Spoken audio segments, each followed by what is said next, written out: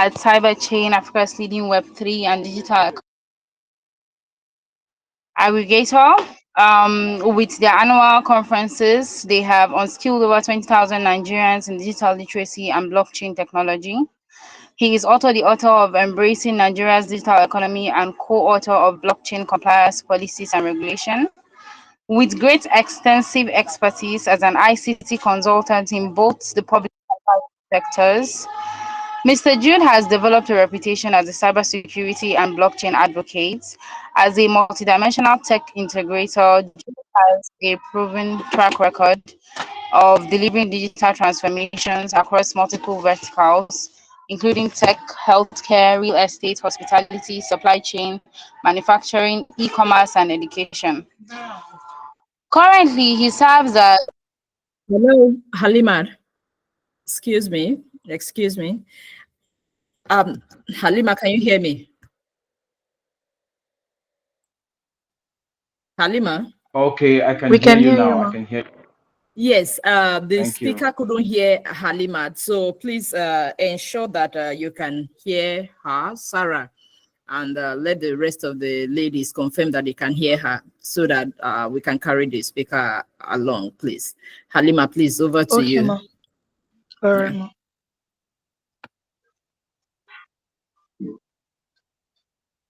Halima, please try speaking again and continue with your presentation. Start again, please.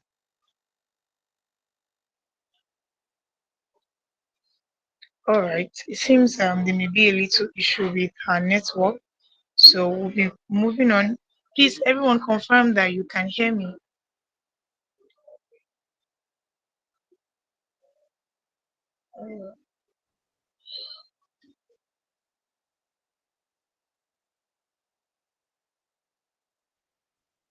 Yes, ma'am. All right. So,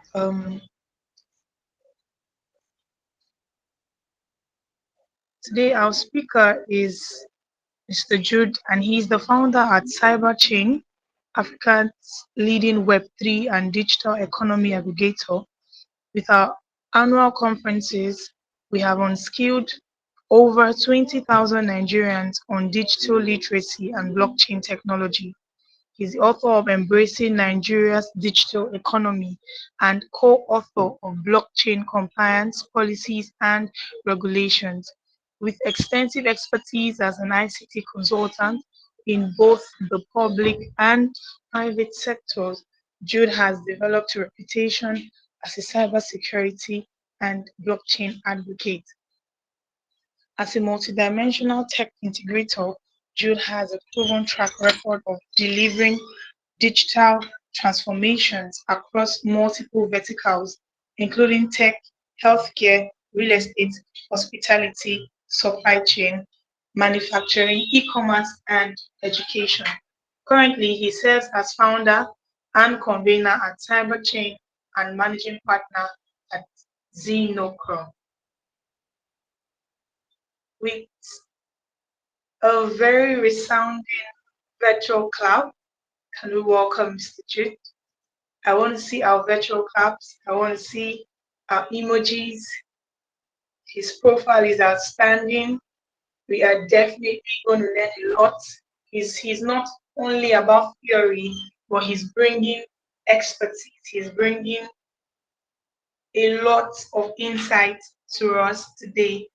Mr. Jude, we welcome you. Thank you so much. Over to you, sir.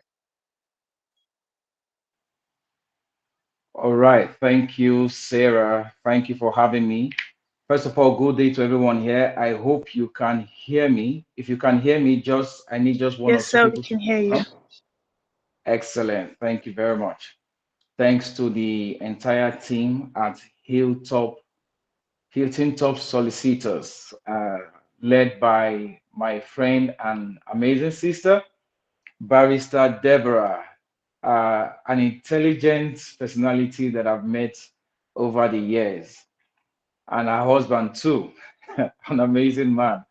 I think we met, the first time we got talking was when we're looking at the opportunity of the masters in blockchain at the University of Nicosia. Exactly. Yeah. It's back. And that Thank is the you. first time I got to know them, and it has transpired to where we are today, with many other opportunities we've been looking at. Yeah. So, Okay. as they say in meetings, all protocol observed. Today is the fifth day of this engagement, and I want to stand on the existing protocol that others have established and appreciate all the other speakers that have shared their wealth of knowledge over the past few days. I know that people are busy, so for people to make out time to come speak, I appreciate them. They've laid the foundation on which I'm going to be building on. So I wouldn't have much to say. I believe they've made my work very easy. However, I always appreciate some other people more than even speakers. Uh, whilst this is ongoing, I will give a brief story of my life. I like telling that so that people can relate to what we are doing. Whenever I have the opportunity to speak, I always appreciate my audience more important than myself who is speaking. And I appreciate attendees more than even the speakers that have come to speak. I've been opportune to organize speaking engagements, events, conferences, seminars, webinars, and all that. And there's something I've realized: without the audience, there is no event. Without attendees, without participants, there cannot be any successful event. So, as much as I appreciate everyone that has spoken over time, and as I also appreciate the organizers of this event, I appreciate more all of you that have been here from day one, and most especially those of you that are here today. It's a mark of honor that you heard that somebody is coming to speak and you show up to give that person part of your life. Life is time, and time is life. So the fact that you've given me the next few minutes of your life, I do not take it for granted. I appreciate it. And it also shows that you trust me.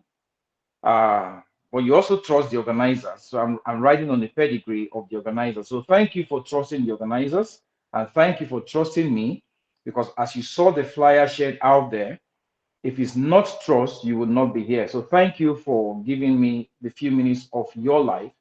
And I want to believe that within these few minutes, I will be able to make a rich deposit that you'll be able to use in life going forward. Yeah, so the brief about me: I wasn't a public speaker.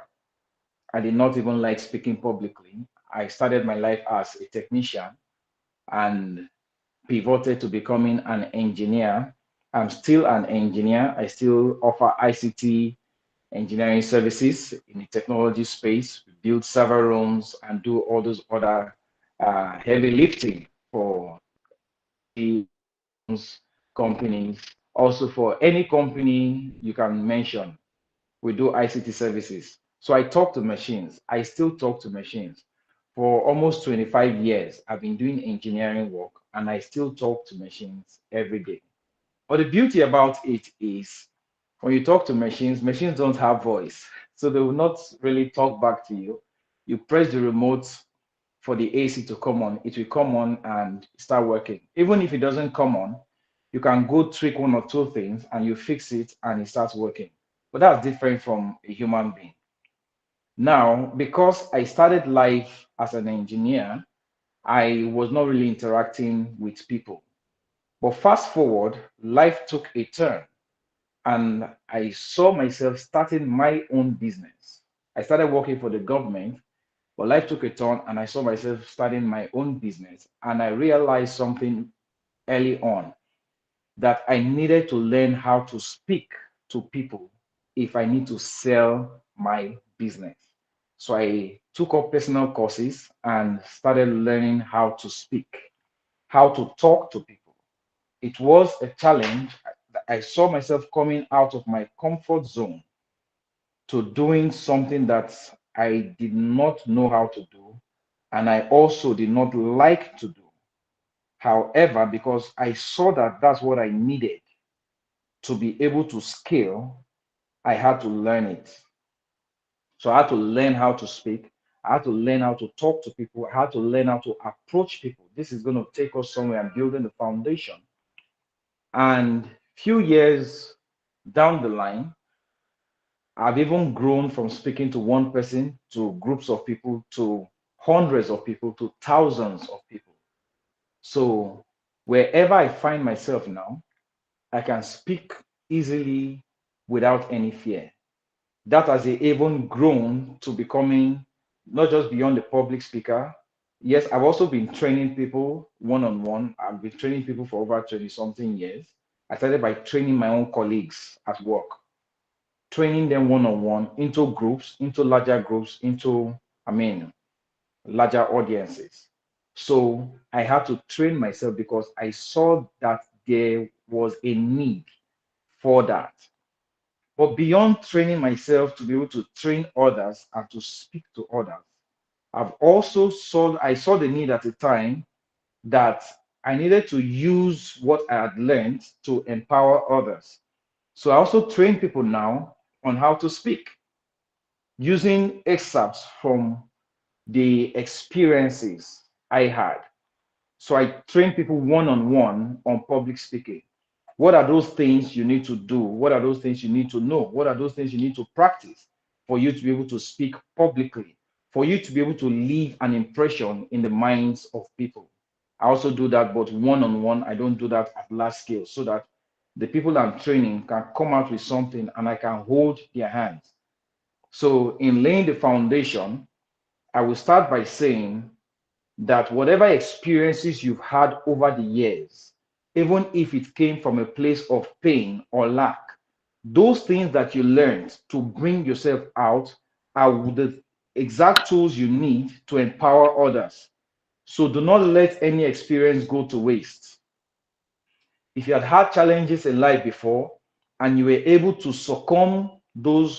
overcome those challenges, you did not succumb to it, you were able to overcome those challenges, you were able to come out of those challenges, you were able to become triumphant over those challenges, gather the memories together, gather the lessons together, create something out of it. That is business waiting.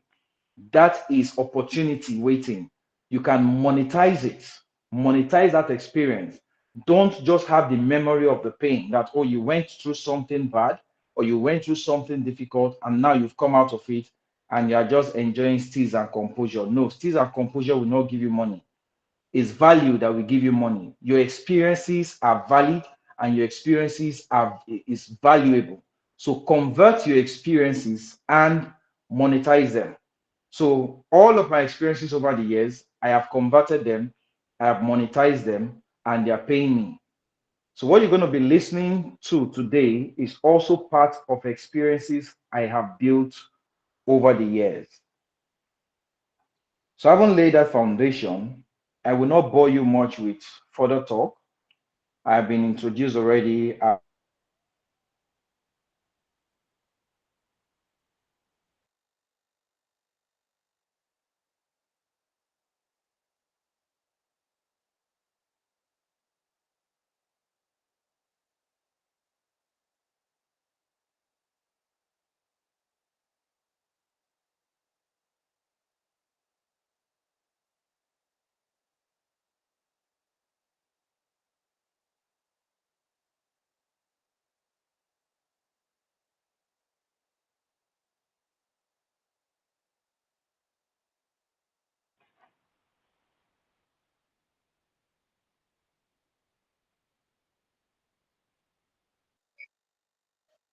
So we can't hear you anymore. Hello. Hello, Sarah. Can you hear me? Yes, we can hear you now, sir. Okay. Thank you. I had a bit of network issue. All right. So, like as I was saying, I'm not going to bore you with any further talk about my person or what I do. So let's just go straight into the conversation.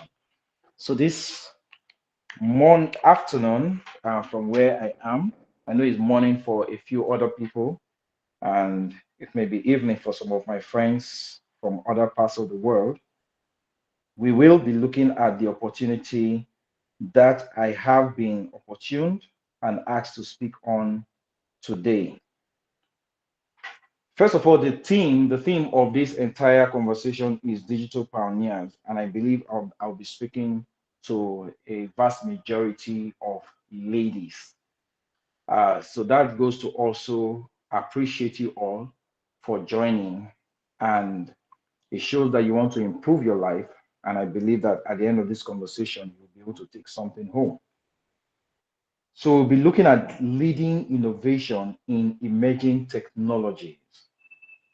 What's an emerging technology? Something novel, something new, something that is just springing up. But beyond just being new, it's also something, a technology that can transform, a technology that can improve, a technology that can enhance. So the reason why everybody is looking at this technology we'll be talking about today is because it's not just new, but it can transform, improve, and enhance lives and businesses. And what technology are we looking at? Is the blockchain technology. Now, the blockchain technology offers so many opportunities, but one of the opportunities we will be looking at today is fractional ownership of real estate as a way of tokenization. Okay, tokenization is the tool that we're going to be looking at to be able to include fractional ownership of real estate. Now, these words can sound very academic and very theoretical, very high sounding, very intelligent. But let's see how we can break down all of these terms and terminologies. When you say fraction, I think everybody should be able to understand that. Let's leave the fractional, let's bring it down to fraction. So when you say something is a fraction, it means it is a part of a whole. So if I take a loaf of bread right now and I cut out of that loaf, I'm trying not to be too fast so that everybody can follow me. If I cut out of that loaf and I give it to one person, I have given that person a fraction out of the loaf of bread. So that person can go out and say, Mr. Jude gave me bread. He or she does not need to say, Mr. Jude gave him a fraction. Because I took it out of the loaf of bread, everything inside that loaf is also embedded in the chunk that I took out. The ingredients, whether you want to call it the flour, the yeast, the water, the egg, the milk, everything, the butter, everything inside the entire loaf is embedded in the chunk that I cut out. So I took a fraction out of the whole, out of the loaf, and gave to one person. Now, what if I had 10 people in that room?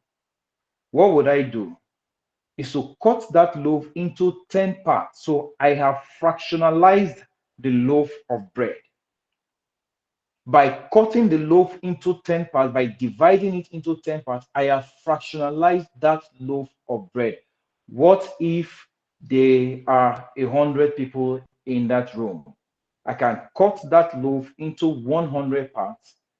That means I have further fractionalized the loaf into 100 parts for 100 people. Now, out of the 100 people, one person got 110, 100, one part. That person can walk out to the street and see other people, and from that person's own portion, the person can fractionalize his or her own portion further and give to other people that I may not even know. So that's the concept of fractionalization, by breaking things into smaller bits, into smaller portions. So when it comes to real estate that we'll be looking at, we will see and try to understand how real estate can be fractionalized. Okay? Using the analogy of the loaf of bread again. Yes, I came with a loaf of bread, a very big piece, but by the time I gave a piece to the 100 different people, those people that I gave it to have now become the owners of what they had. By giving 100 people 100 pieces, we now have 100 new owners. I no longer become the owner of the loaf of bread. These 100 people now become the new owners of the fraction that they have. They have control of what they have. But guess what? Like I said, if one person decides to further fractionalize what they have and give it to maybe 4 more people or 5 more people, instead of we having 100 owners initially, we now have 105 owners. Can you see how this is done? The first set of 10 people that came in as the first owners that I divided the bread into 10 parts and gave to, they were the first level owners. The other 90 that came became the second level owners. One person out of them gave to 10 more people. That became the third level owners. That is how ownership begin to expand and expand and expand and expand and expand. However, it is not a physical bread or a physical item we are cutting into pieces here. Okay, that is where tokenization comes in. So, what is tokenization? Tokenization is a concept that is powered by technology, not just blockchain technology alone, because the concept of tokenization has been in existence before now. It's just that blockchain technology came to make it easier, more secure, faster, and better to achieve. So since we are talking about blockchain technology, let's bring ourselves into the confines of blockchain technology. However, we've laid the foundation of what fractionalization is. Then let's touch on tokenization. So tokenization is the process of converting any physical asset into a digital representation, and it carries the same value. So for instance, if after this series of this conference is ended and Hilton top solicitors say they want to give every participant a certificate of attendance, which is more like a proof of attendance certificate, right? Everybody is not located in the same location, the same physical environment. I am far away in another city and others are in multiple other cities, right? Hilton Top can decide to send virtual certificates, soft copies, to everybody with maybe a code, a serial number, or something to show that it's coming from them. Now, if this certificate is something that somebody can use to get promotion at their place of work, or to say that they attended this event, is a mandatory event for them to improve their skill, and they need that certificate maybe at their office to show that for the fact they've gotten this knowledge, they are eligible maybe to go for further trainings, maybe foreign training or something. Okay, I can see a hand up. Aliu, is that for me? I guess it was a mistake, sir, because questions are usually taken after your session, sir. Okay, so I will just continue. If my attention is needed, I'll respond to either Ms. Deborah or any other person that calls my attention to it. All right then, but you can keep your questions. I will definitely respond to them at the end of the session. Yeah, so coming back to my train of thought, by that act of tokenization, coming to the certificate, the moment Hilton Top Solicitors send you that certificate and you present it at your office, you did not come to Lagos to collect the physical copy. You were sent a digital copy. The moment you present that certificate at your place of work and it is verified, you have the same right and privileges of whoever came to Lagos to collect a paper copy. So that is a digital representation of the same certificate. However, that certificate can even be tokenized. Okay? By the time we take it into the blockchain and we bring in the blockchain algorithm and design that certificate through blockchain technology, it can be tokenized.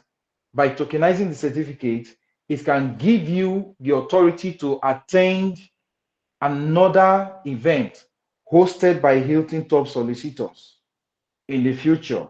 So this event is free, which is what we enjoy in this space at this time.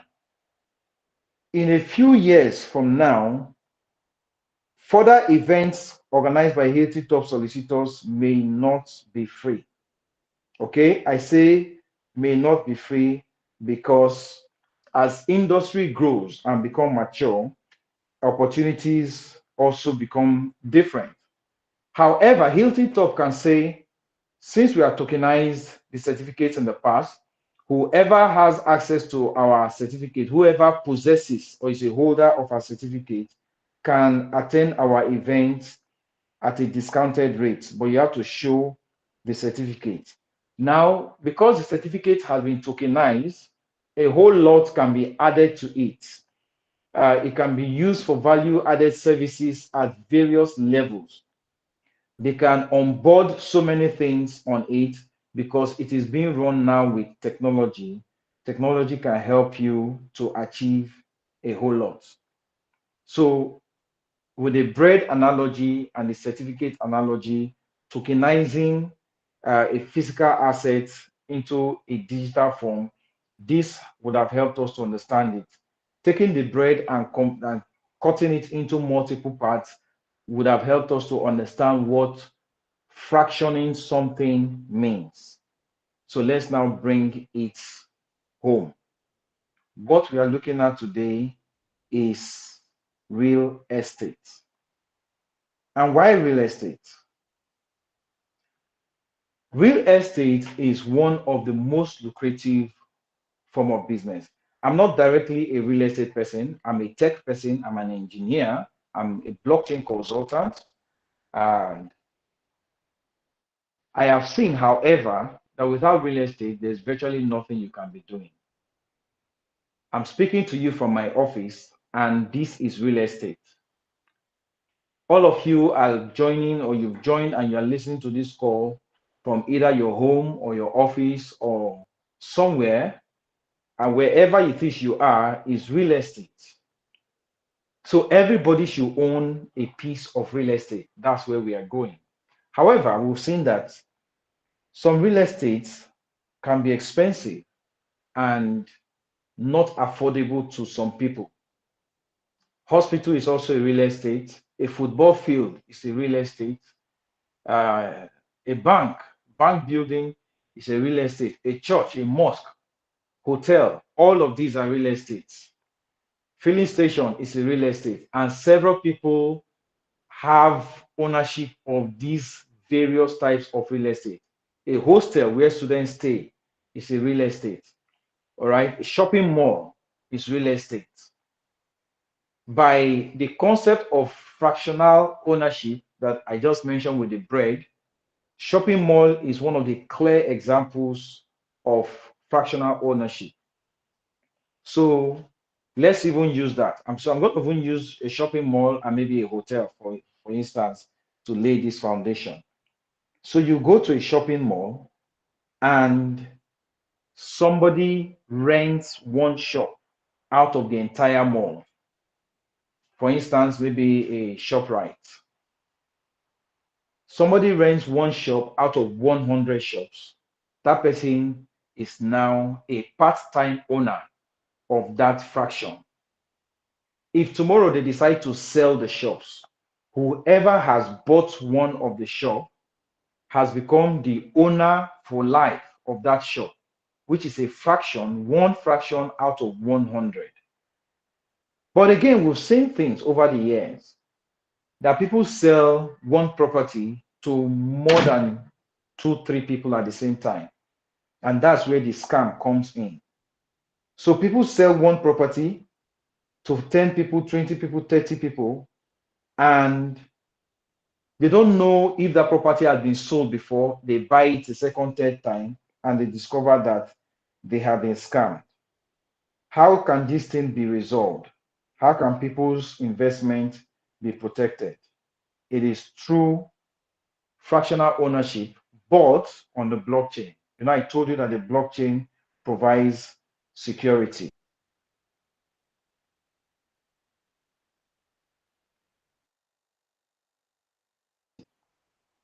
So the blockchain will enable you to be able to do this safely. You go and pay and you get your property. But now we've seen that there are properties coming up here and there that people cannot afford. For instance, the popular Banana Island, or if you are in somewhere like Abuja, you can say areas in Asokoro or Maitama. If you're in Port Harcourt, so maybe places in GRA or some other highbrow areas in Port Harcourt. If you're in Akwa Ibom, places like Ewet Housing, those are places that are a bit highbrow. If you're in Abia, there are other places in Abia, not just Umahia alone, that are a bit highbrow that people may not be able to afford. The average people will not be able to afford it. When you introduce asset tokenization into such properties, this is what it does for you. If that property initially goes for 100 million naira, I may not have 100 million naira in my account as at today, but maybe I have 10 million, okay? And I look at the advertisement of the property and they say that it's possible to have assets fractionalization because the owners of that property have been able to bring that real estate to us, technology pioneers. Let's assume that's the name of the company. So the owner of real estate in a highbrow area of either Nigeria or anywhere in the world brings that physical property.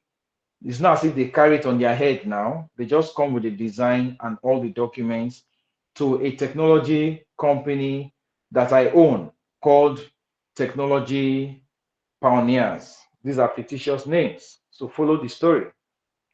Now, our development team looks at the entire property.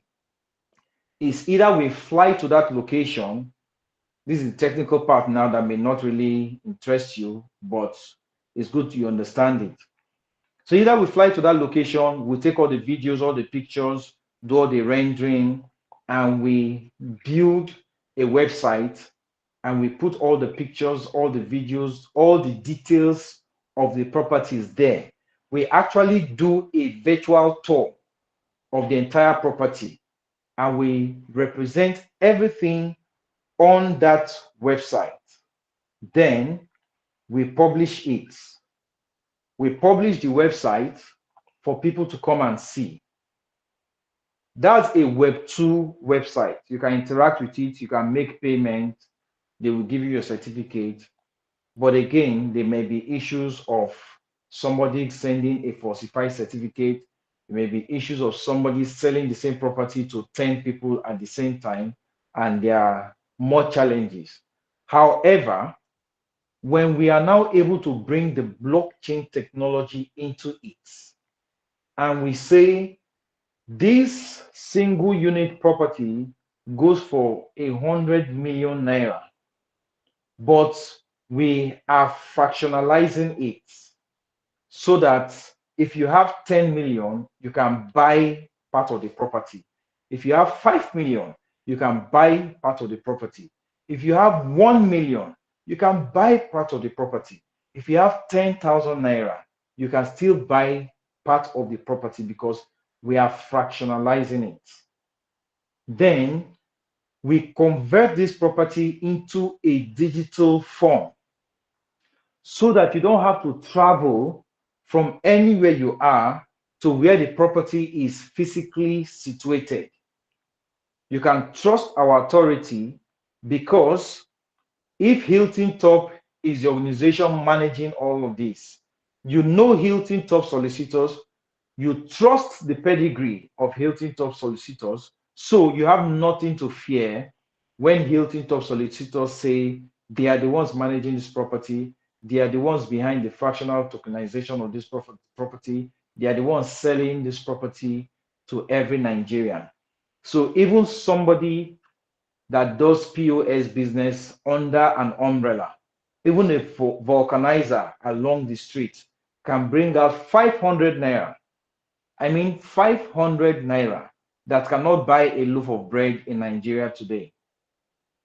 But that 500 naira can buy a property worth 100 million naira. And that person will get a certificate of ownership, C of O. And that person can present that certificate of ownership and say, I own this property. If you followed us from the beginning, I made mention of the loaf of bread analogy, and I said, when I cut out from the loaf of bread, and I give a chunk, a piece of that loaf of bread to somebody, the same ingredient that is in the bigger loaf is the exact same ingredient that is in the small chunk.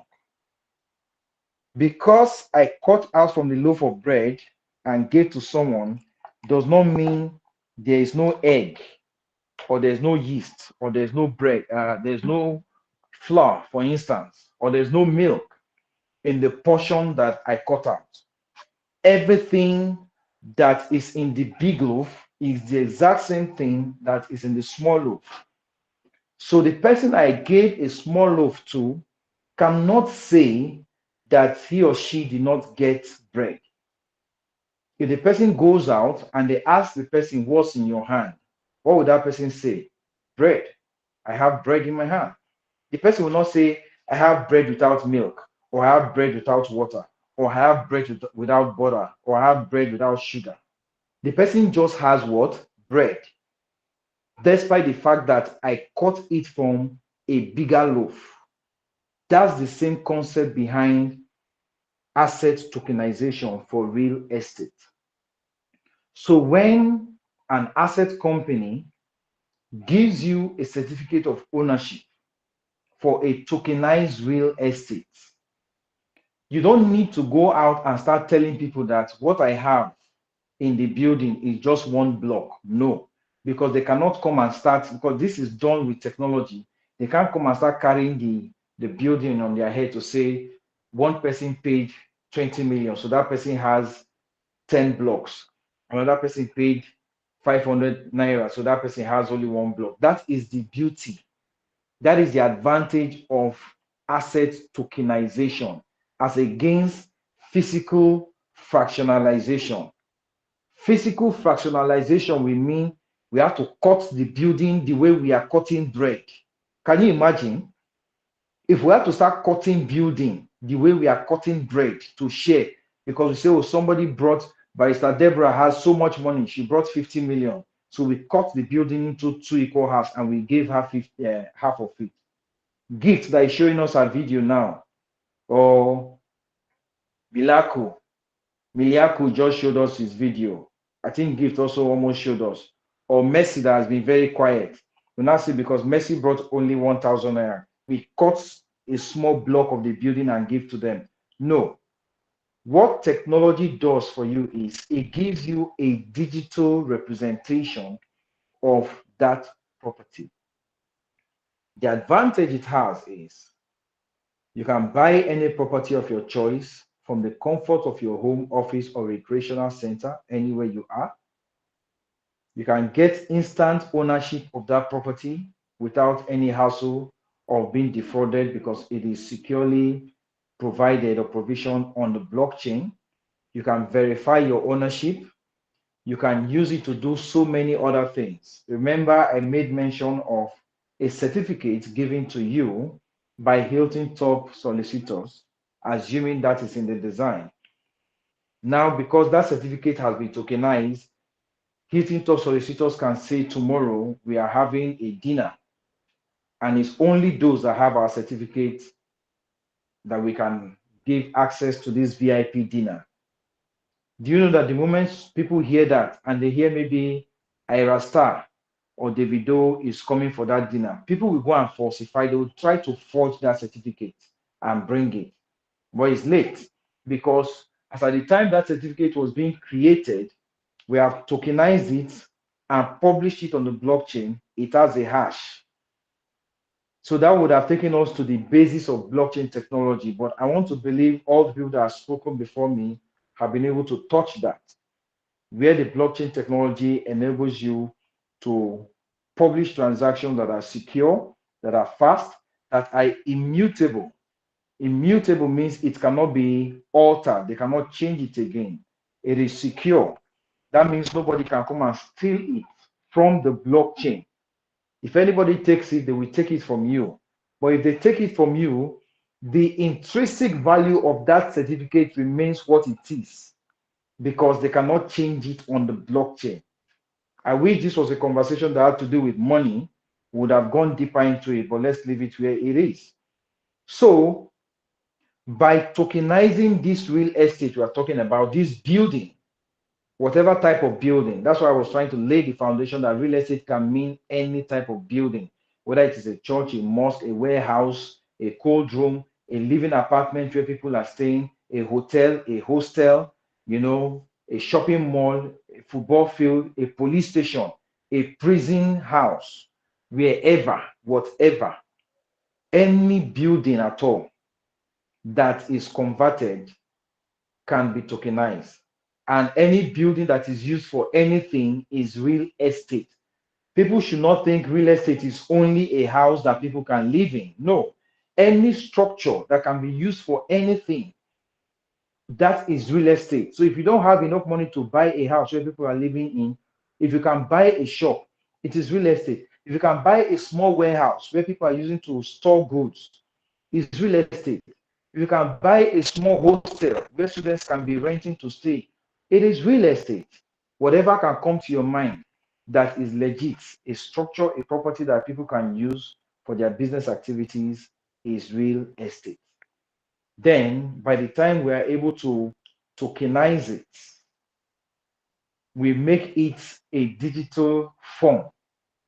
We have now converted it from a physical property to a digital property. So when you go there, you don't need to travel to the physical space. You go to the digital space, www.hiltontopsolicitors.com/properties. By the time you go to that website, for instance, you can see the property there. You take a virtual tour of the property. You see the rooms, you see the staircase, you see the facilities, you see the gym, you see the storage spaces, you see the beds, you see everything. You like what you see, and you can go ahead and make your payment, whether it is 200 naira you have or 10,000 naira you have. You have bought that property because it has been tokenized and it has been fractionalized. This has helped us to understand the concept of fractional ownership of real estate. So tomorrow, if you see a building, a massive building somewhere that is going for $10 billion and you're interested in buying it, approach them.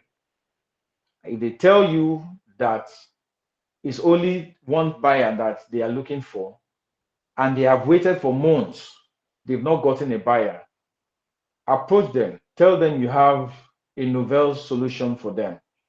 If they ask you what it is, tell them to tokenize it. If they don't know how to tokenize it, please reach out to Barrister Deborah. She will guide them on how to tokenize it. By the time they tokenize it, they have now been able to convert that physical property into a digital one. Now, the questions I get a lot, maybe I'm already answering someone's question in advance. The question I get a lot when we talk about this is, when you say you convert a physical property or a physical asset into a digital one, what happens to the physical one? Is it destroyed? And I say, no, it is not destroyed. It's existing. What we just did is to create a representation. You want to travel to any country and you present your international passport. When they look at your international passport, they stamp it and they say you should go. Do they put the stamp on your face? No. Do they put the stamp on your hand? No. Do they put the stamp on any part of your body? No. They put it on that document that represents you. There've been an instance, multiple instances, where I've seen people travel to Nigeria for maybe a ceremony, end of the year. December is coming, lots of people are coming back to Nigeria. These are Nigerians, but they've lived abroad for years, so they've gotten not just visa now, permits. They've gotten permit to live, citizenship outside of the country. They come back to Nigeria end of the year for festivities, and somehow they misplace their visa. They misplace the international passport with their visa in it. That's, they are physically here. Their physical being is here. But they get to the airport, they cannot travel back. Why? What represents them is that passport. Because they have misplaced their digital representation, the immigration officers say, we are sorry, you cannot travel. So the document that the issuing authority, which is the federal government of that country, has issued them is now their representation. So by the time we convert a physical asset into a digital representation, the physical asset is still standing where it is, but the digital representation is as powerful, is as valid as the physical asset. So if you take the digital representation of the real estate that you have bought to a bank and you say you want to collect loan, and they say, what do you have? You say, I have a property. They say, where is the property? You will not go back to Banana Island in Lagos or Asokoro in Abuja or Ewet Housing in Akwa Ibom or GRA in Port Harcourt or wherever in the world. You will not go there to carry the physical building on your head or on your back or in your car and drive it to the bank. No. All you need to do is present your document. Can we see where technology is taking us to? Now, if that document is just a piece of paper, people can bring fake. And that's what we've been seeing all over the world. But if that document is in an electronic form that is embedded on the blockchain, the issuing authority, the bank, can verify it in less than 5 minutes. Some years ago, if you take a document like that to the bank, they will tell you to wait for 1 week. They will write to the registry, the land registry. You may not even get response. You have to go and bribe them. You have to go and sort somebody. You have to go and shake hands. You have to show love and all those Nigerian terms. But now with technology, what does that bank need to do? They just go to the website of that issuing authority. They put in the serial number on that certificate of ownership that you have, and everything about the property pops up, and they can verify that you are the actual owner. And on the spot, in less than 30 minutes, imagine a future where you can go to a bank and in less than 30 minutes you have your loan. But there's something even more beautiful. I don't remember when last I walked into a bank. Right now, today is 18th November 2024. I cannot remember when last I walked into a bank, a physical banking hall, because I use digital services. So what if you buy a property, as we are talking here today, you can buy a property that has been tokenized by technology, right? And you have a fraction of that property. When you bought the property, maybe you bought it with 1,000 naira, and that property has increased, has appreciated 500x, because properties are not liabilities, properties are assets, properties are values, especially if it's in a good place, a commercially valuable place, and that property has increased in value by 500x, 500 times. So you now have 500,000 naira worth of property from what you bought with just 1,000 naira. But you want to do a business and you need cash. You need cash to do the business. December is coming and lots of ladies will be buying human hair. And you have a friend that tells you in China, the same human hair ladies are buying for 1.3 million. I've seen the video and I have the contact actually. The same hair you guys buy, or let me say you ladies, I'm sorry for using the word you guys. So the same hair that ladies buy for 1.3 million, 2 million, 3 million naira, human hair, 26 inches, and all of that. Somebody is selling that same hair in China for 50,000 naira. So you realize that if you get 500,000 naira cash in your hand, you can buy how many hair now? How many pieces? 10. You buy those 10 pieces of hair and you bring to Nigeria. And because you need money fast, you can even sell yours cheaper. You can sell one hair for 1 million naira.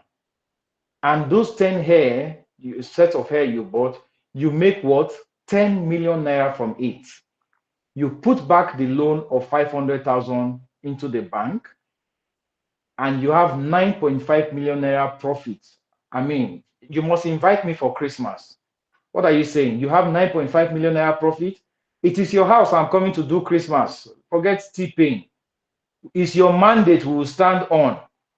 But what made it possible? Fractional ownership of real estate powered by tokenization on blockchain technology.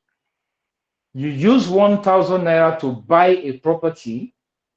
After a short while, that property's value increased and you got 500,000 naira from it. You did not touch the money. You did not touch 500,000 in your hand.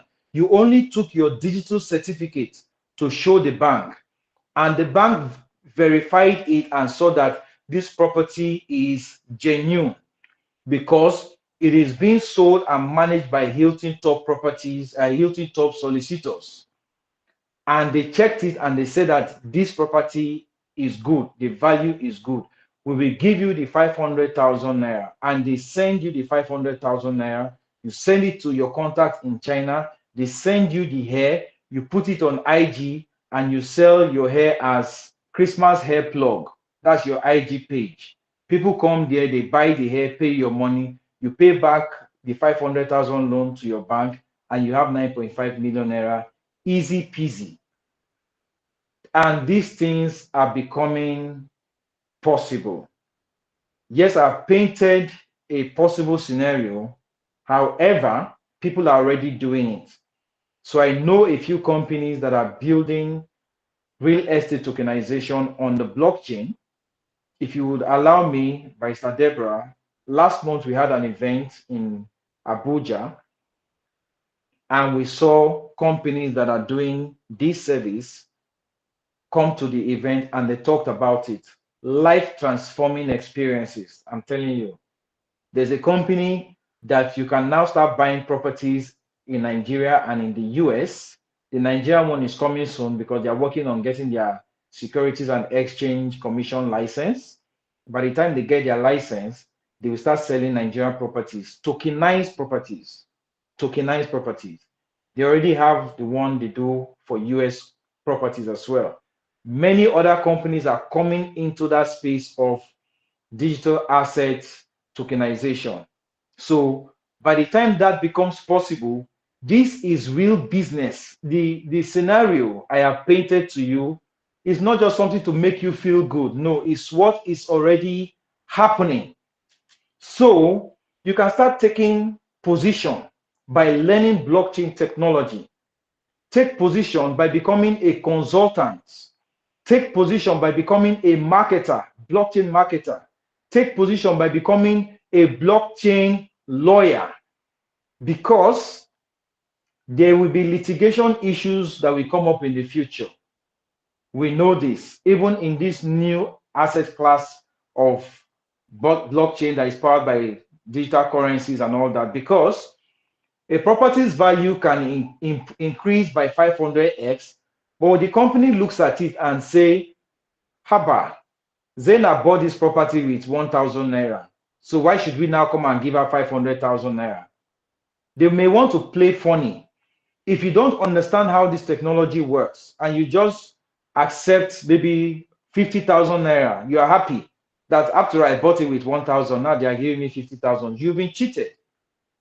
What if you are a lawyer, you're a legal practitioner, and a client walks up to you and say, please, I'm having issues. There's a property I bought, a real estate, and I bought it on a digital platform. They've tokenized it. When I bought the property, the value I bought it at was about 1,000 naira.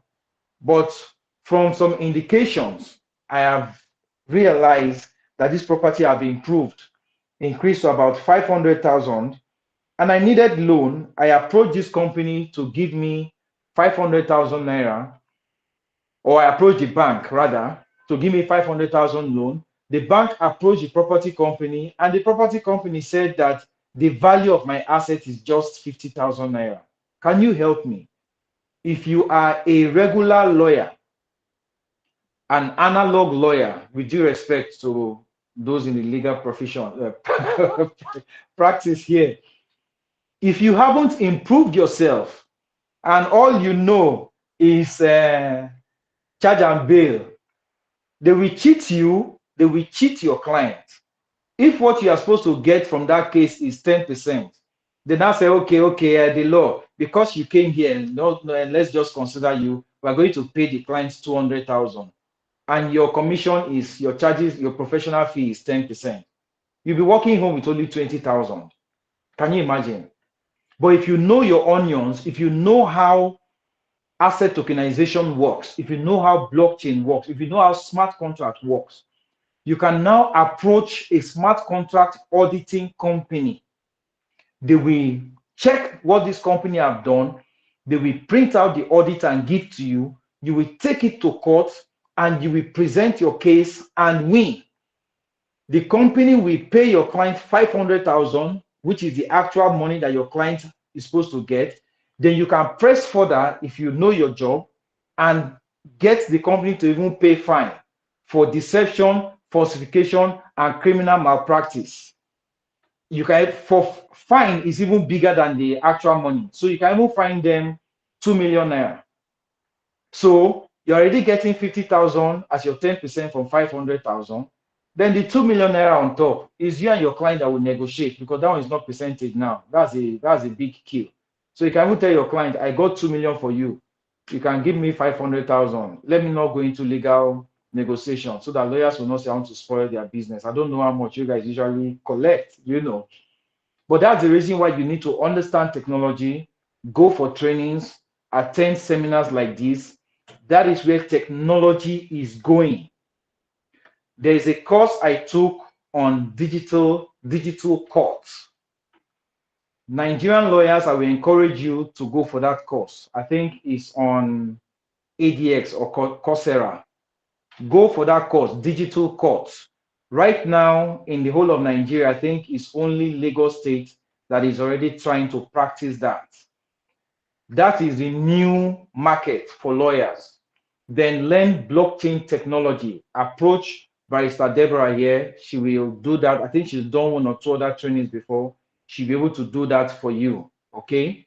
Learn blockchain technology for lawyers. Try to get an understanding of the different technologies that are already in existence in blockchain.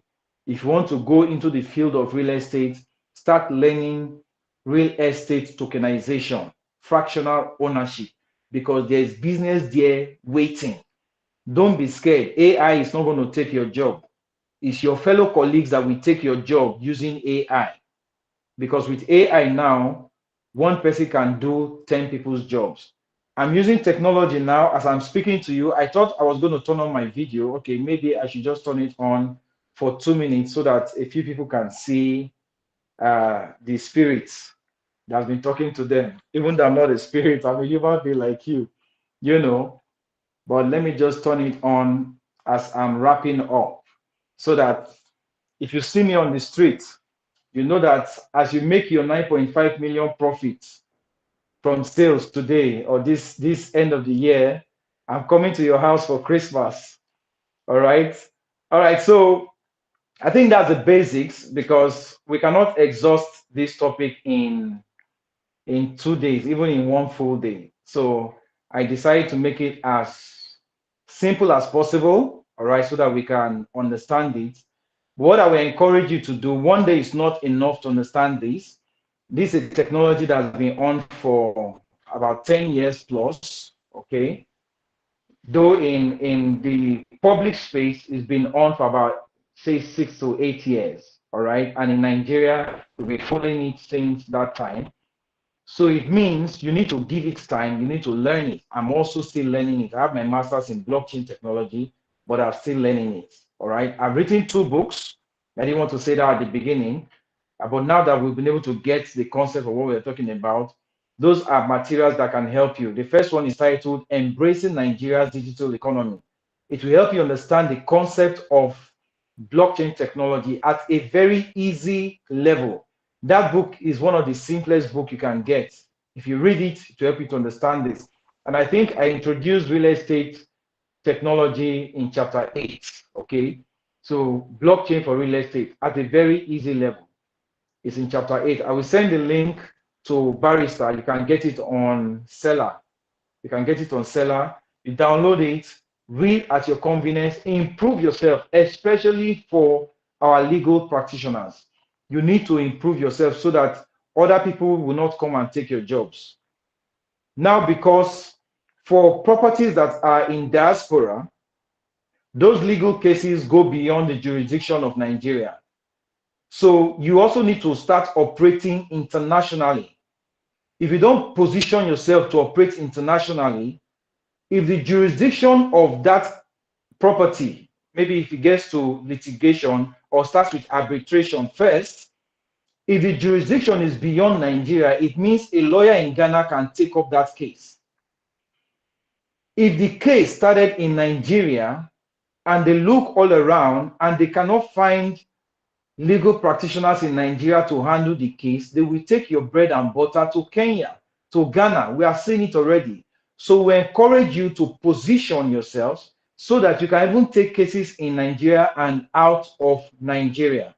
All right? That's the little encouragement I will give you. Then I will mention my second book, which is a game changer right now in Africa. I am the co-author. The first book, I'm the sole author, but the second book, I am the co-author, is titled Blockchain Compliance Policies and Regulations, Blockchain CPR.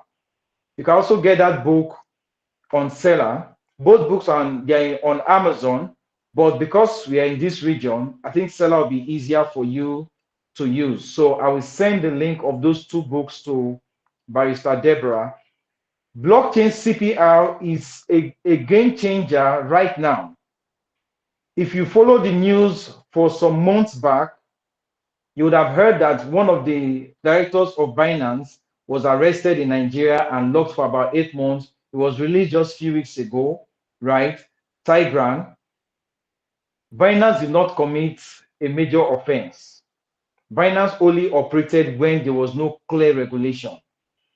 At the moment when regulation started coming, they realized that they were on the downside or the wrong side of the law, and that led to the arrest of a staff, a management executive, a high-profile, high-ranking person in that company. It took 8 months for them to clarify their stance with the government and many other things that happened. Now, if you are contacted as the legal representative, the counsel for Binance, and they say that the company, let's not say Binance now, that one has been resolved.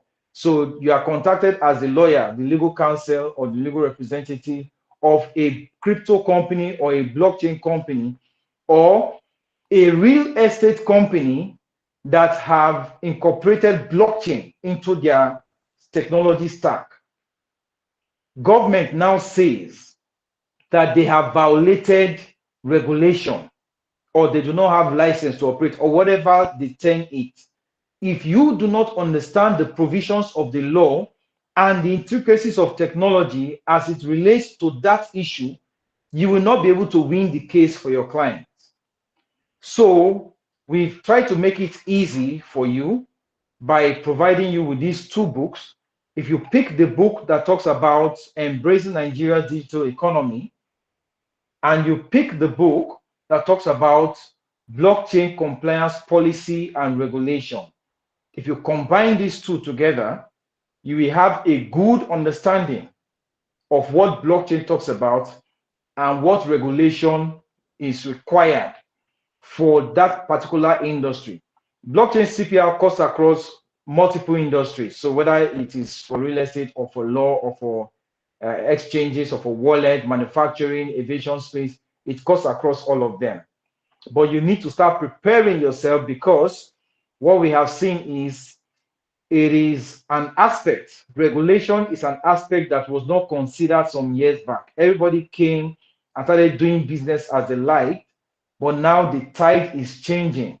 Securities and Exchange Commission is beginning to give licenses to crypto operators. So if a company wants to start, you as a legal person can be hired in that company, a blockchain company, and your job can be to ensure that they are on the right side of the law. They are compliant when it comes to blockchain duties. So you see that a new market is opening, and it is you that will fill in the new market. If you don't fill it, foreigners will come and take the opportunities again. So I would like to stop here. I think we have just a few minutes to go. Then if there are questions, I will respond to the questions. I will turn off my camera so that the network is a bit stronger and better for everyone. I just wanted you to see my face. I don't know if the questions will take us too long so that I will not be able to respond in my appreciation. So let me just do my appreciation here. I thank you all for giving me these few minutes of your life to deposit this little into your life today. Once again, my name is Jude Oziegbe. It's a pleasure speaking to each and every one of you. Thank you and God bless you. Thank you so much, sir. Thank you Sarah, so much. I'll hand over to you. Mr. Jude, thank you so much. I really do appreciate this. I'm sure Sarah and Halima, you'll continue with the questions for him and every other session, but I just needed to just, put in my word now because, Mr. Jude is someone I respect so much. Like he said, a friend from time past in this space of the blockchain, and he's not just a friend in this space. I see him as a mentor too, right? And I'm sure from what we have all heard here, the fact already speaks for itself, right? I really want to appreciate you, Mr. Jude. I am aware of your very busy schedule. For every of the industry experts I have brought on this platform, I know that time is not just there for them. It's not because they have the luxury of time that they come here. And Mr. Jude also is not an exception. I know that you do not have that time by virtue of the great work that you have already going on. And I really want to tender my great appreciation to you for helping us to make the impact that we want to make on this platform, and helping us to build the next generation of female legal talent within this space to help with a very key issue in the space, which is regulation. And like you said, starting with understanding the blockchain is where we have to start from before you can even understand its intersection with law. And so, I mean, you have so dissected this topic around tokenization, asset tokenization, to the level that, in fact, at the point I felt I didn't know anything about asset tokenization before now, right? So like what I'm trying to say in essence is that you've been able to break it down to a level that I want to believe that nobody on this platform today will say they are confused about it, right? Because even for me, I gained more knowledge about it, even when, yes, this is something that I know, right? And you have a very great way of really, communicating. And I started thinking, I said, maybe I should come and now enroll for your for your public speaking sessions and all that, to be able to like take sessions like this. So in other words, this is me saying thank you so much, and that you have delivered this so excellently well, so expert led. And I do believe that if we were to, to be charged for this session, I'm sure we'll probably be, gathering the money, or probably thinking of taking a loan or something to be able to afford you on the platform. But I do really appreciate you and every other speaker that have afforded us the opportunity of sharing out of their wealth of experience and expertise on this platform, that you so much dish out all these things without, I mean, for free on this platform, because you believe in what we're doing. And I pray that in the long run, will not put you to shame, because I know that all the women that we're empowering here will turn out all well, turn out good. And I know that that in turn also will lead to a ripple effect of God also blessing you for being a part of, impacting the next generation of female legal talents. And in the long run, of course, it will also impact everything that you do, because the blessings of those who help to build will never elude you by the power of God. So thank you so much, Mr. Judah. And so briefly, I'll just hand over to Sarah and Halima for the continuation. I couldn't just let that go to hold on to the end before I tender in my appreciation. I do really appreciate you greatly, and it was a greatly insightful session that I as well took notes. Thank you so much, Mr. Jude. All right, over to you, Sarah and Halima. Thank you so much, Mr. Judah, and thank you, Mrs. Deborah, for speaking what we have in our hearts. Yeah, so now we will briefly commence with the question and answer session. So if you have any questions, just raise your hand and I'll call on you. Okay, I can see Mustafa. Yes, you can proceed with your question. Good afternoon, everyone. Once again, I would like to say thank you to Mr. Jude. Please, can you all hear me? Yes, we can hear you. Okay. Yes, we can. Go ahead. Okay. I would like to say thank you to Mr. Jude for doing justice to that topic, and for not just doing justice, for making it as educative and as entertaining, because I had fun and it just is just so good with what it does.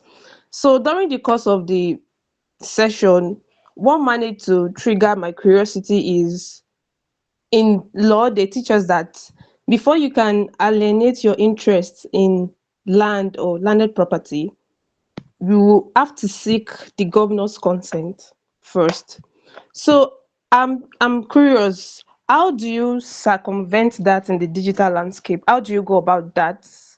You know, is there any way you could, like, I would need you to shed more light on that. Thank you. That's my question. Okay, so because this is a combination of real estate and technology, you cannot eliminate the real estate part. And the issuing authority for real estate is the state government, right? The state government is the actual landlord of any real estate in any city. As it is understood, nobody owns a property outrightly. Government is the actual owner of the property. So if the law states that you have to approach the government or the governor or the registrar, actually, because even if you get governor's consent, it is through the registrar of lands that you get it. You definitely have to approach them, because if there is maybe a litigation, you can't just go and start doing your court processes in isolation of the government. So if the requirement is that you approach the government or the land registry, you will need to do that. That is why any field you want to operate in, you need to understand the laws of that field. I spoke from the technology part because if you now want to bring a technology argument into real estate, if there is any litigation, you will also need to understand how the technology aspect works. So it's a combination of two different industries, the real estate industry and the technology industry. And this technology, as we're even talking about, is not mechanical technology, it's not electrical technology, it's not even building technology because the technology called building. It is blockchain technology.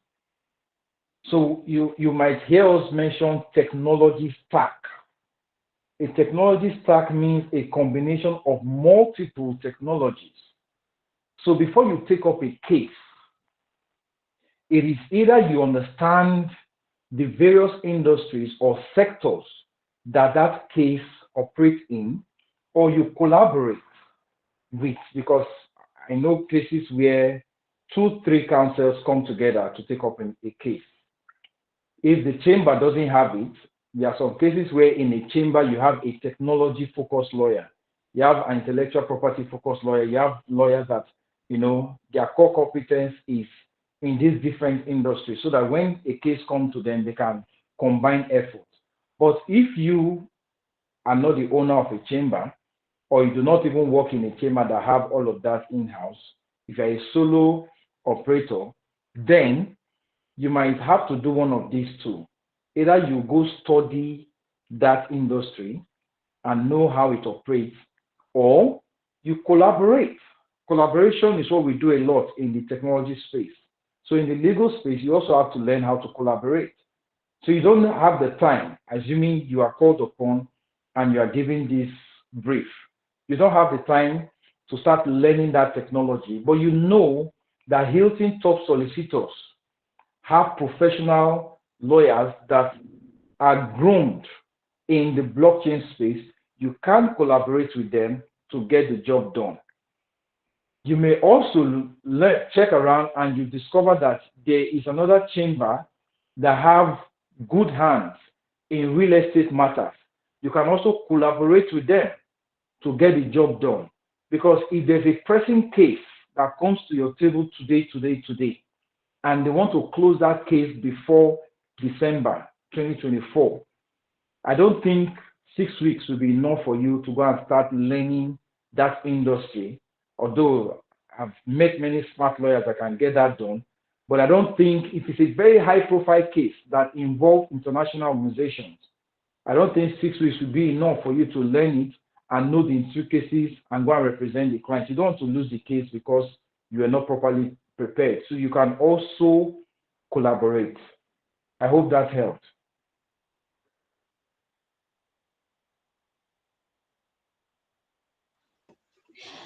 All right, so who else has a question for Mr. Jude? You can just signify by raising up your hands. Okay, Abasiama, yes, you can go ahead.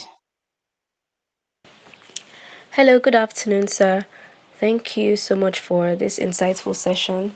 I have learned a lot, and I believe the information will be very valuable. So my question is relating to when you mentioned approaching a bank for a loan with a tokenized real estate property. So on the part of the company, the real estate company, is it possible to exclude customers or investors from using the property as collateral? Because in a case where a customer does approach a bank to receive a loan from that property, if the customer defaults, what's the implication on the real estate company? Is their property sold or taken over by the bank? So what are the implications on the part of the real estate company? And is it also possible for them to exclude such incidences from occurring? That's my question. All right, thank you very much. Questions are becoming very interesting. I like practical questions like this. So the first thing is there are two parts. In fact, there are three parts to this. There's the issuing authority, which is the real estate company. That's the producer of the property or the product. There is the subscriber, which is the customer, the client that come to buy. And now there's a third party, which is a funder, the bank. First of all, the person that is in the middle of all of this is the subscriber, the client that is going to buy the property. In other words, when you are going to buy a property, read the fine letters. I've noticed something with humans, not Nigerians or Africans alone, all over the world. I've had classmates from different countries when I was doing my master's, and they will give instruction and people will not read. Human beings generally, I think it's 2% of people that actually take time to read if you want to check it. If you give instructions, 98% don't read. They just assume that I have bought something before. This is just like buying anything. So they go ahead, they buy, and they look at the right now as this call is ongoing. I was checking one investment plan someone sent to me, and I asked them for all their clause, and the person was showing me the profit rate and all that. So I'm not interested in that. I want to see the fine letters. I want to see the manual.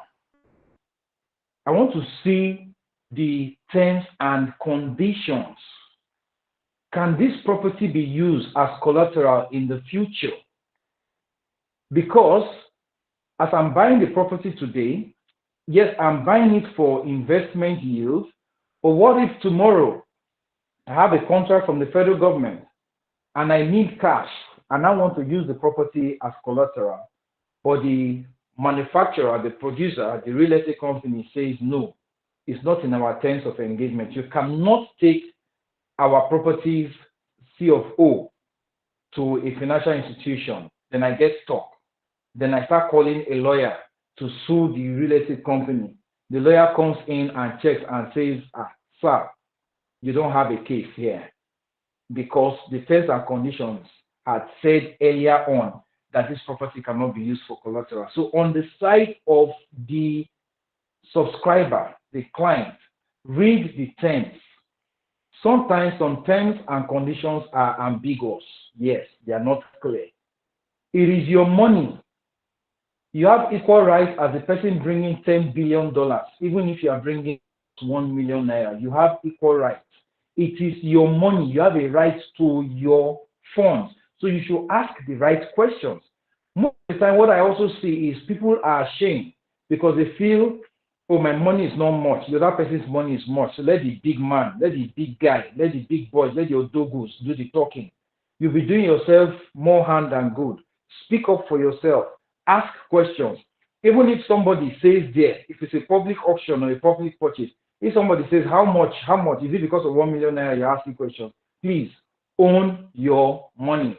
Ask the question. Tell them I want to see. If they say everybody has signed, come on, you to sign and go. They say, please, I want to read the clause. I want to read this contract. Someone sent me a contract beginning of this year, and they were hurrying me to sign in 3 days. I said, sorry, I'm busy. When I'm done and my head is calm, I will read everything through. They hurried me and hurried me and hurried me. Usually, I read my contract before I send to my lawyer, because I don't want to sound stupid before my lawyer. But because they were hurrying me, I sent it to my lawyer. I said, please, read this contract and get back to me. He called me the next day and said, why did I send him that kind of thing? That did not even make sense at all. I told him I was busy, so I didn't even have the time to read. You see, so it is important you read a contract, an agreement, before you engage. If you feel that the clause is funny, if you feel that the fine details have some hidden things there, do not sign. I know people have this fear of missing out syndrome. Oh, I don't want to miss this opportunity. And I have been I've gotten my fingers burnt before. I don't want to miss an opportunity. I quickly put the money in and I lost $400. $400 as at beginning of the year. I know how much it is now. But that was because I was in haste. So never be in haste for any investment. Never invest in haste. Check the fine details. What about the position of the real estate company? So the client defaults and the bank in their usual way. It is also in their clause. There's another clause with the bank that if a borrower defaults, the bank or the financial institution has the right to do what? Forfeiture.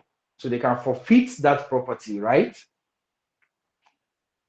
If the client does not read the fine details and comes to say, oh, you people are being wicked, you people are not God-fearing. Business is not about God. Business is about business. I am a God-fearing person. I am a God-fearing practitioner. But when it comes to business, I tell people, put emotions and religion away. Look at what they wrote in the fine letters. Don't go and start calling God later. Tell God to show you at the beginning. If you know you are the kind of person that calls God all the time, God has given you eyes and brains. God has given you Hilton top solicitors. Tell Hilton top solicitors to look at the fine letters for you. If you default, will the bank take the property? And all of the time, the response is yes, the bank will take the property. If the bank takes the property, this is what they will do. They will send the contract of the loan to the real estate company. They will show proof that they release the money to the client. They will also show evidence that the client has defaulted. This is what usually happens in the Web2 space. They will write to the real estate company to transfer ownership to them. They not because this operates on the blockchain. The way the blockchain operates is you cannot go and remove the old block that this property was owned by Lagbaja.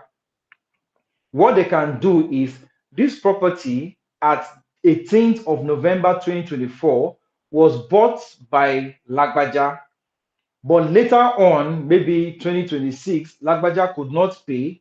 So Property Bank XYZ is now the new owner of that property and we put the property number there. So if the bank wants to sell to someone in the future, they will see the history on what we call the transaction history of the blockchain. They will see it there that the property was bought by Lagbaja in 2024, but Lagbaja could not pay the loan that the bank gave him to use for another business. So now the property was transferred to the bank on a certain date. The timestamp will be there, the hash will be there. You'll be able to see it on the blockchain. So whoever wants to buy that property through the bank now, we see that ownership has changed hands. That is how it happened. For the side of the real estate company, they really do not have any problem. Why? They built the property, they put it out on sale. They are not tribalistic, they are not prejudiced, they are not racist. Whether the person is short, tall, or dark, handsome, ugly, whatever, they don't body shame anybody. Their own is if you have your money, you bring it, we sell the property to you.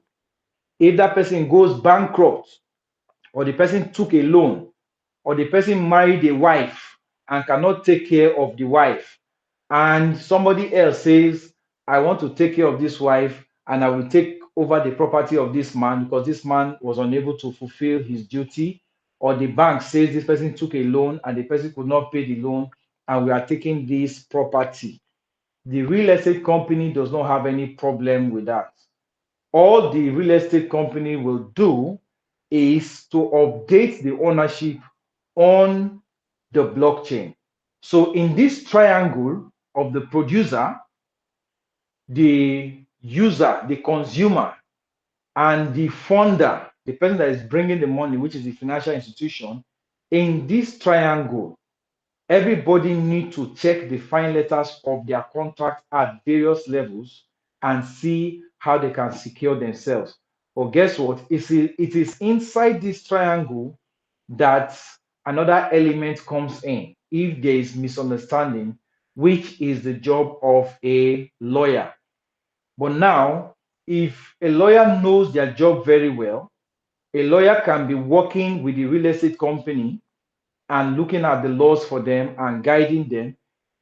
A bank can also have a lawyer looking at the laws for them and guiding them. A customer can also have their legal counsel that can be looking at the laws for them and guiding them. So in the technology stack or all the interdependent industries or sectors that are related to this, a lawyer has job for from all of them. A lawyer has food in all of these places. So one lawyer can even get retainership from multiple clients, from multiple banks, as the case may be, or from multiple real estate companies that can also be speaking with government. Mind you, as technology begins to evolve, government also need lawyers that understand this technology to work with them. So it's a new opportunity coming up. I hope this extended explanation helped you to understand the question. Thank you so much, Mr. Jude. So does anyone has any other question? Okay, Titi, you can go ahead with your question.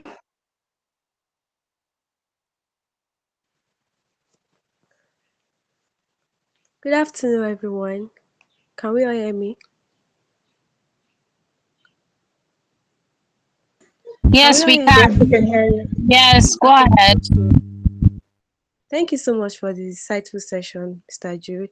I've really learned a lot. Okay, so I have a quick question. You were talking about getting a master's in blockchain technology from an university. I didn't get the name of the university, sir.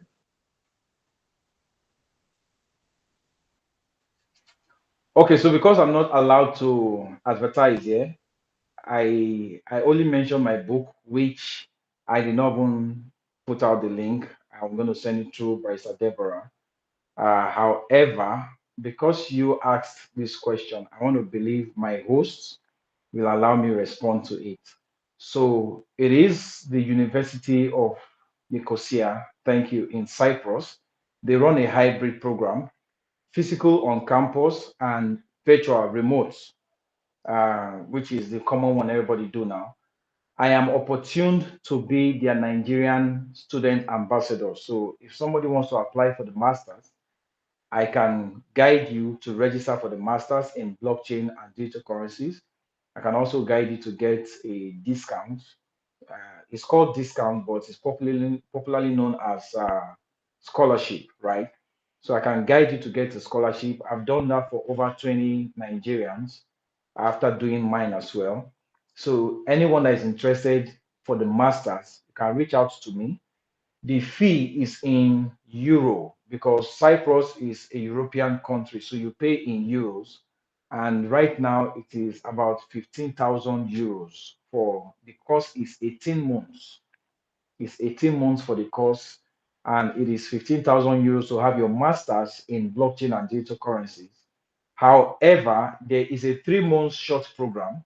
So if you want to focus, if you want to focus on the law, you can do a 3 months program, which is about one third of that fee. So it's about 5,000 euros to do that 3 months program. So you'll be getting something like a diploma. It's a specialized course still on blockchain and digital currencies.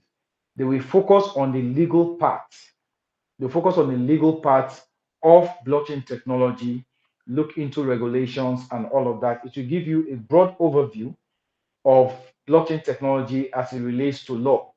So if you now want to further proceed to get a master's in blockchain technology and digital currencies, you can continue later. So it's like breaking the 18 months program, 1.5 year. It's like breaking it into 6 months. But the actual training is for 3 months. You have holiday and all of that. You get that done, you have the certificate, and you continue. They did that because I have students that have 2, 3 masters in other fields. I have students that have PhD in other fields. So they don't want to do another master's degree again. They just want to have the knowledge. So they go for the 3 months program and it delivers the same for them. Because if you are doing the masters, there's blockchain programming and Bitcoin development, all those things that are not really directly relevant with your course. All right.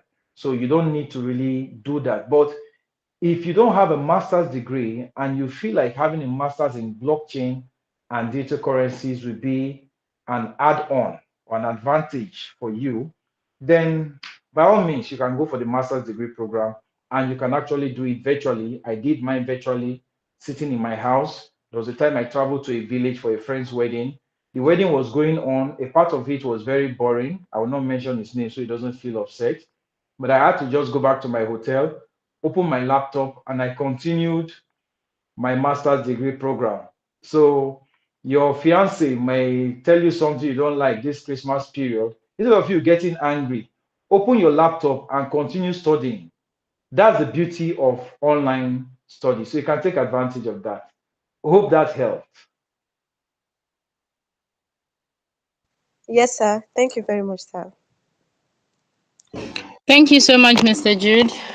And we won't mention anyone's names here. So please, if you have another question, kindly signify. Halima, we might have to round up. You know, we have another session later in the next few minutes. Oh, yeah, And I'm that's very sure also, we have to also confirm from our speaker, we can keep it. Mr. Jude, still have time to just attend to any other question, because we'll be having another session by 2:30, and I know you have spent time with us, but we do appreciate you. But I also want to confirm from you if you still have the time. Yes, thank you very much. I think I gave till 2 p.m. I cleared my Okay, yeah, calendar to 2 very p.m. well. So we can see. All right, so Lima, over to you. Please don't let it exceed 2 p.m. Let's respect his time and other commitments that he has. Thank you, Mr. Jude. all right, Ma. Thank you. So let's just take two more questions so we can round up.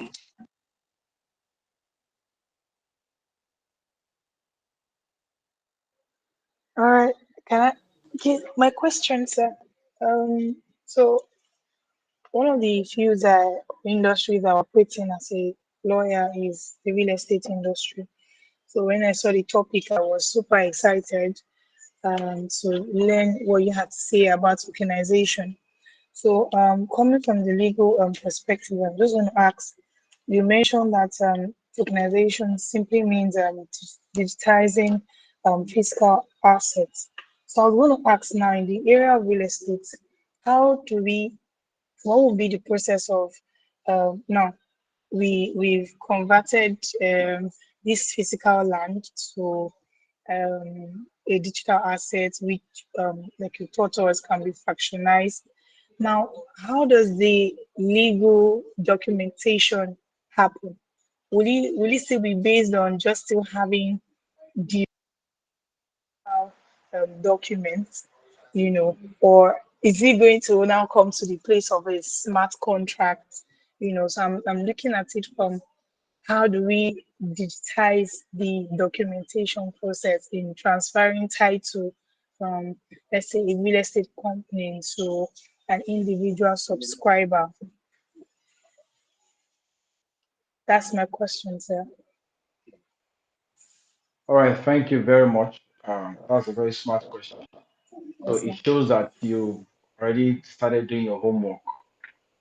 Yes, so the process of digitizing or tokenizing a physical asset is actually provisioned by a smart contract. I didn't want to go there because that would take us into a whole lot of different conversations. Smart contract is a huge topic, but simply put, a smart contract is a set of computer codes that are made to self execute. What does it mean for something to self execute? To operate automatically. So it's not as if one will be taking papers from one place to the other using pen to change. That's where corruption and all this forgery comes in. When people have to start using pen and paper to change ownership and transfer from one person to the other.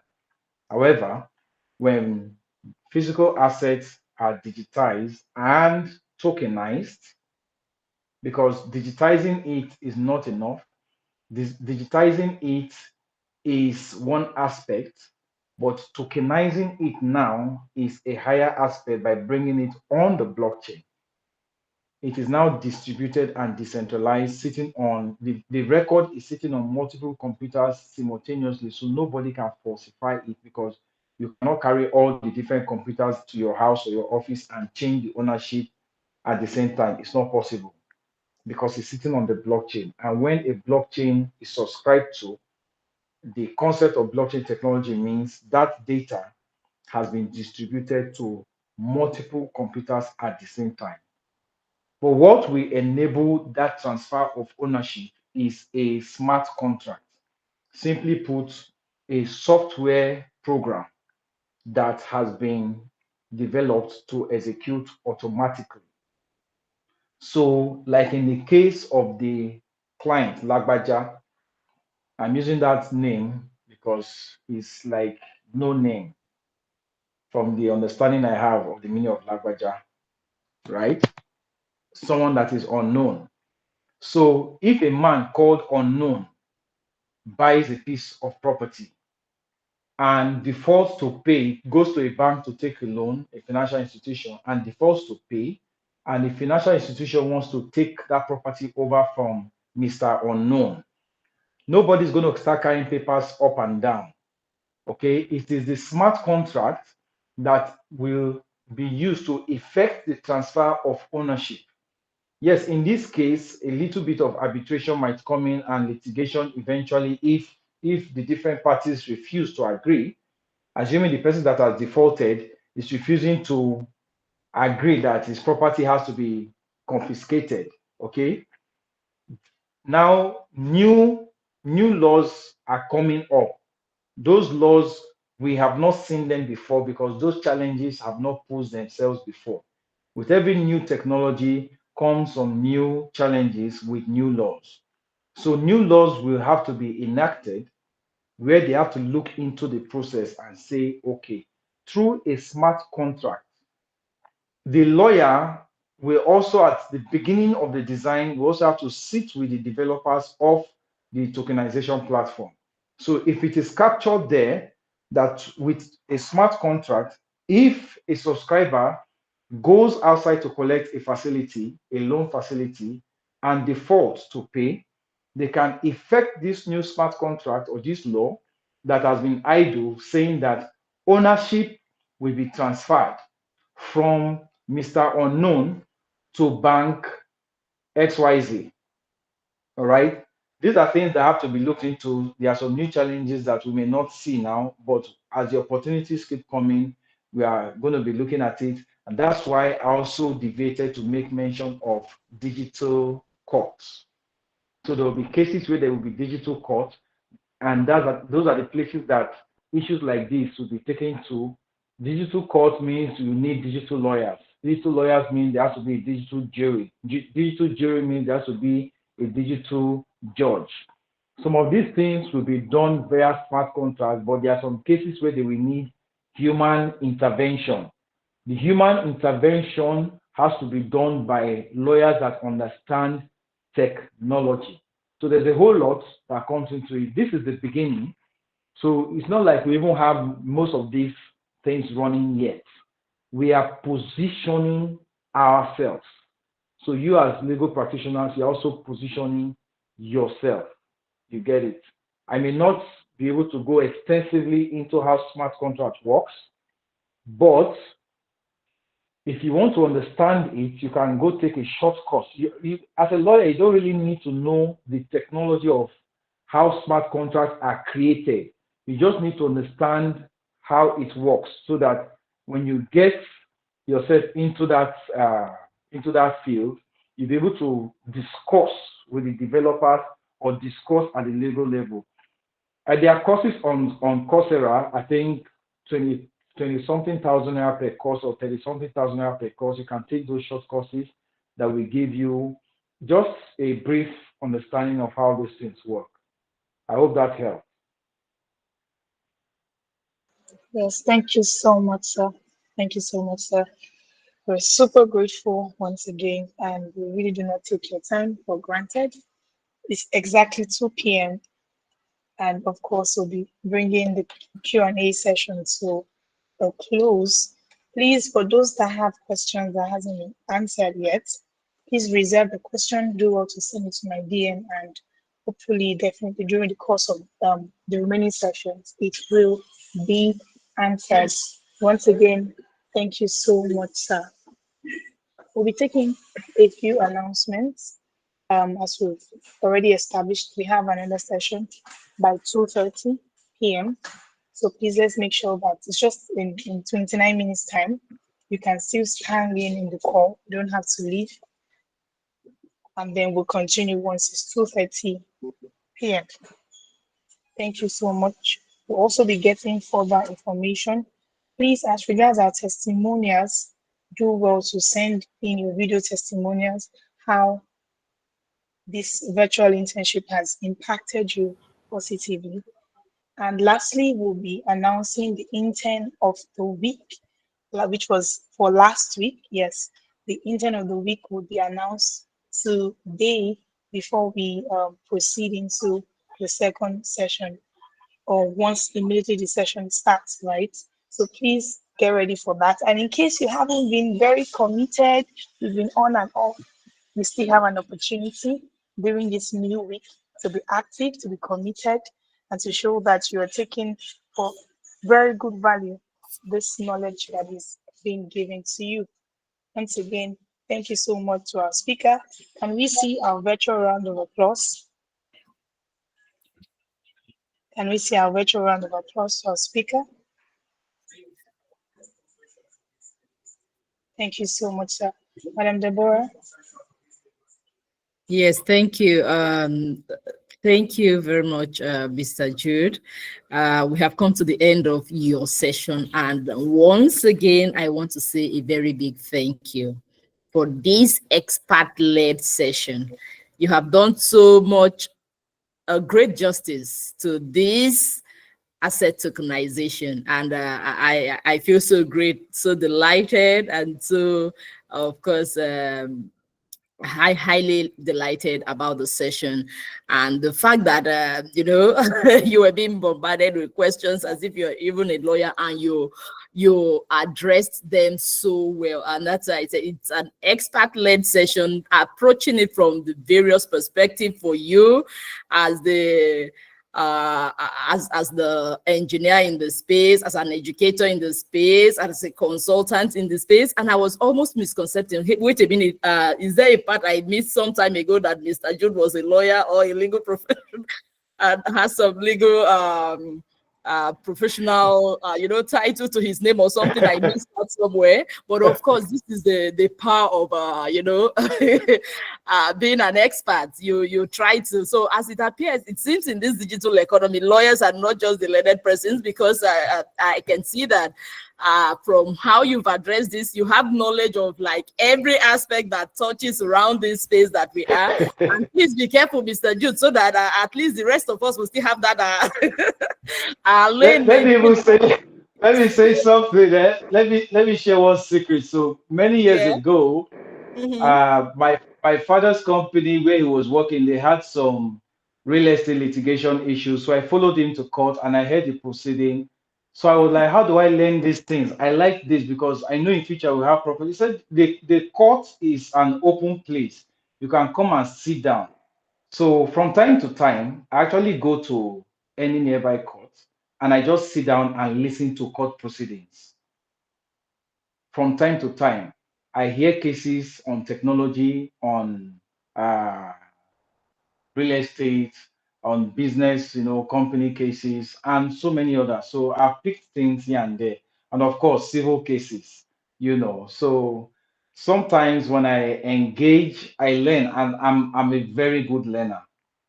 I will not want to pride myself in that. If I sit with you, I most likely will extract 90% of the conversations from you before I even start saying something. Even as an engineer, when technicians come to my house to work, I pretend like I don't know anything.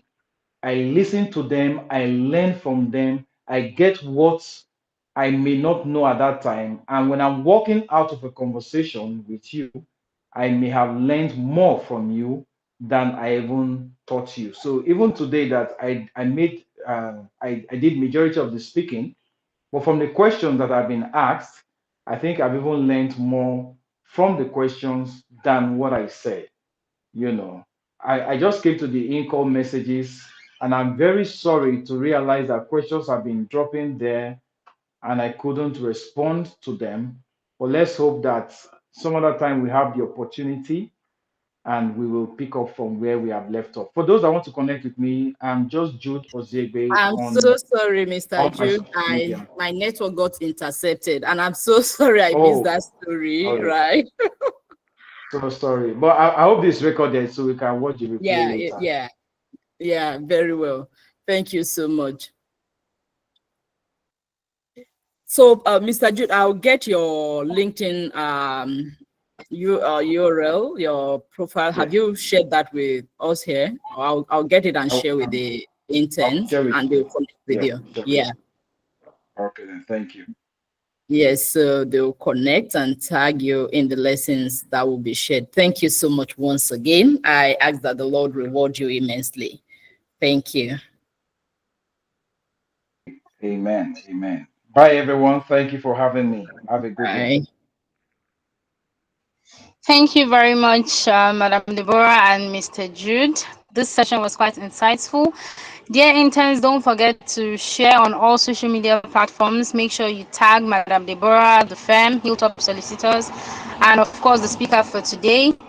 And most especially, do not forget that we have a session coming up in less than 23 minutes.